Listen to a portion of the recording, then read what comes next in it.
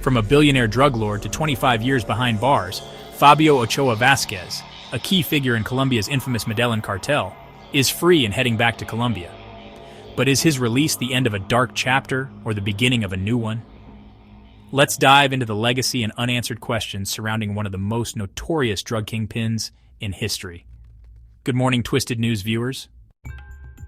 I'm Theo Shaft, and today we delve into the story of Fabio Ochoa Vásquez, a name etched in the annals of global crime. Once a pivotal player in the Medellin Cartel, Ochoa is back in the headlines following his release from a U.S. prison after serving 25 years of a 30-year sentence. At 67, Ochoa is set to be deported to Colombia, but his shadow still looms large over the world of organized crime. For those unfamiliar with the man behind the name, Fabio Ochoa Vásquez was one of the architects of the Medellin Cartel's cocaine empire during its zenith in the 1980s.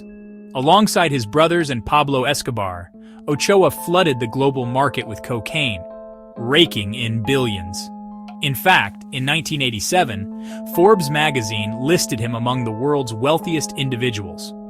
But while Escobar's brutal tactics made him infamous, the Ochoa brothers operated with a quieter finesse, masking their illegal empire with legitimate ventures like horse breeding and ranching.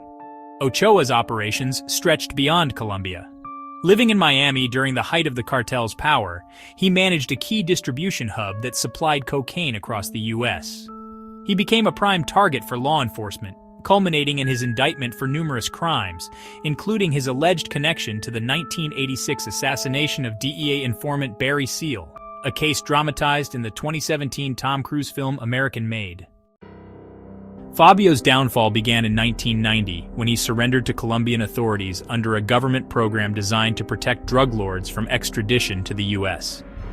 However, this arrangement unraveled in 2001 when he was arrested again and deported following a Miami indictment. Refusing to cooperate with U.S. prosecutors, Ochoa stood trial, resulting in a 30-year prison sentence for a drug smuggling conspiracy. Now with his release, many are asking, what's next? Richard Gregory, a retired U.S. prosecutor who helped convict Ochoa, has voiced concerns about the kingpin's financial state. Gregory said the U.S. government could never fully seize the Ochoa family's wealth. He suspects Fabio will return to Colombia with significant resources intact, saying he won't be retiring a poor man, that's for sure. While Colombia is no longer the epicenter of the global cocaine trade, having ceded that role to Mexico, Ochoa's release raises questions about his lingering influence. Could he still hold sway over remnants of the Medellin Cartel, or is his return to Colombia more symbolic than operational? Netflix's hit series Narcos has revived public fascination with the Medellin Cartel, portraying Ochoa as a calculated figure of privilege in stark contrast to Escobar's raw ambition. Fabio Ochoa's attorney, Richard Klug, declined to comment on his release. However, during his incarceration, Ochoa maintained that his sentence was disproportionate to the amount of cocaine directly linked to him. His appeals fell on deaf ears. But his release now reignites debates about the justice system's handling of cartel leaders and the effectiveness of the war on drugs. Let's step back for a moment. Fabio Ochoa's story isn't just about one man. It's about the billions of dollars generated by the drug trade, the countless lives lost to addiction, and the decades-long battle to dismantle cartels that, in many ways, still thrive. As Ochoa walks free, we must ask, what does this mean for Colombia and the ongoing fight against organized crime? Will he fade into obscurity, or does he still have a role to play in the underworld? We'd love to hear your thoughts on this story.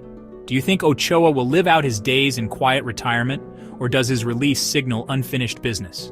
Drop your opinions in the comments below and join the conversation.